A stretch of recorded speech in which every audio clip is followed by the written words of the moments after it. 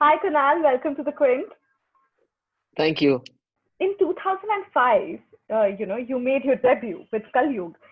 It's been 15 years since then. Have you ever felt that you deserved better roles and more films? It's very simple for me to say yes, of course. But everybody and anybody would tell you that, right? Having said that, I do feel that the number of opportunities or the quality of opportunities that have come my way have not been as many or as much as I would have imagined, not personally, but based on the reviews and the love that I get and the appreciation that I get with every film. But I'm not one to complain beyond the point. Uh, Either I would like somebody to honestly and truthfully tell me that, listen, man, this is who you are and this is how everybody looks at you and this is what is going to happen, or stop lying to me, because all I hear is that, hey, you're so good, you look good, you can act well, you can dance, and you got a good body, uh, and you're just waiting for that one right film to click big. uh, and I feel that's slightly unfair, because that's the clicking of that right film in a big way is not necessarily just up to me. Last month, we also saw that you took to Twitter to express your disappointment. OTT platform didn't invite you to join the big stars, Ajay Devgan, Alia Bhatt, Abhishek Bachchan. Uh, can you tell me, do you think this approach towards small films need to change? It is not a business which has one villain or one or like five villains that you replace and the industry will become a better functioning thing. It is a system, it is an ecosystem, and everybody in that, including you, the media or the journalists, everybody plays a part in making a film or an actor a star and creating that perception. So everybody has to kind of own up to that, introspect a little bit, see where they could be wrong, and try to fix those problems.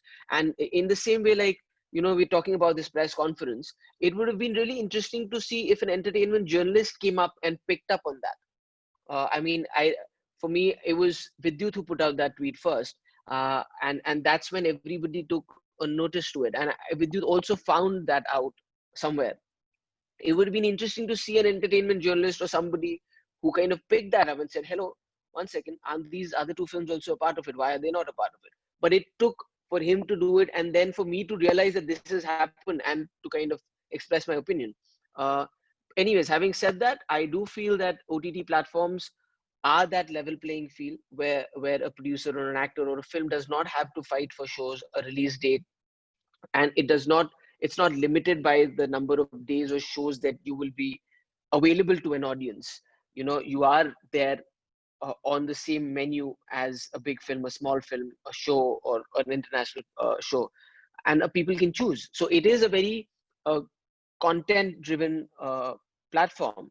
And if anything, even if you think that this is a smaller film in the given bouquet of films that you have, it needs a little more love than the others. It needs a little more push. So I would have imagined that that should have been the case. Having said that, it is in the past now. Whatever I felt about it, I kind of put it out. The insider and outsider debate. What do you call yourself? An insider or an outsider? Have you ever made to feel like an insider in the industry? The film industry was made by outsiders. And as far as the insider outsider debate is concerned, it's very important to know that unfortunately the nature of a business is such that if your films are doing very well on a Friday, you're an insider on Saturday or Sunday, and you will be the best insider there's ever been. And God forbid those Fridays do not work out. Second generation, third generation does not matter. You will be an outsider and you will be made to feel like that. And every actor, every star, every superstar, you name them, will tell you this. They've all faced it. They've all been in that place. So this insider outsider actually is never, I mean, yes, I mean, I would say the same thing when my first two, three films worked and I was a nobody and I was an outsider, but I felt like I am a part and I am important and everybody wants a little bit of me, and I'm somebody in this industry. And when that kind of started changing with a couple of other films, it is different. You do feel like an outsider. So technically, if you'd ask me, I've been on a film set since I was 7. So I don't know how I can ever call myself an outsider. I've practically grown up on a set and around films. But yes, sometimes, like I said, when the business changes, you do feel like an outsider. going back to shoot Abhay too, how does that feel? Scary? It's been again, yeah, a little bit. I was, like I said, I was very nervous because I hadn't left home in 4 months, and then directly from not leaving the building to driving all the way to Nasik and being on a film set. Even though it's so different now with people with masks and sanitizers everywhere, I've started nauseating at the smell of sanitizers now. It's been so much of them around, but it is very different, and I really hope that this does not become a normal on film sets because you don't want to be like when you're acting, you just want to be in that part and concentrate on that.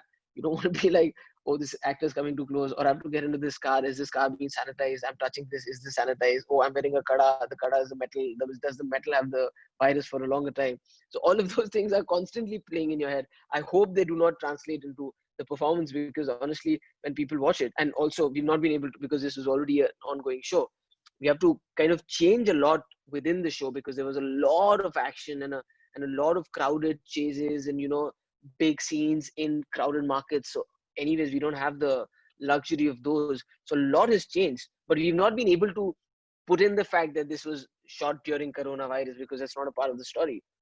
Like you said, these are creative things, and this whole situation is interrupting with the creativity of a film or a film set. So when you're doing an action scene, how has it changed? Because it will touch the other person. Yeah. Action, intimate, whatever, you have to come close to the other person. So has the direction or the actors thinking? Have you been instructed something specifically, like when they say cut, run to wash your hands? How does this work? So like I said, a lot of it has been changed already. So we've kind of brought it down to the bare minimum. Well, action scene, I can tell you because we recently shot one. So for starters, everybody who kind of went was tested first. So we knew that none of us had it. And obviously, every actor, knowing that we're not the ones who are going to be wearing a mask when we're there, are extra precautious. So we just did this one small action scene, which anyways we had kind of cut down, where there was a bit of a hand-to-hand combat, but we went with the trust of it'll be fine. And luckily, I think it's worked because that was about I think 2 weeks ago, and we got tested like just last week, and all of us were fine again. Touch wood. So I think uh, we kind of did it in the right way.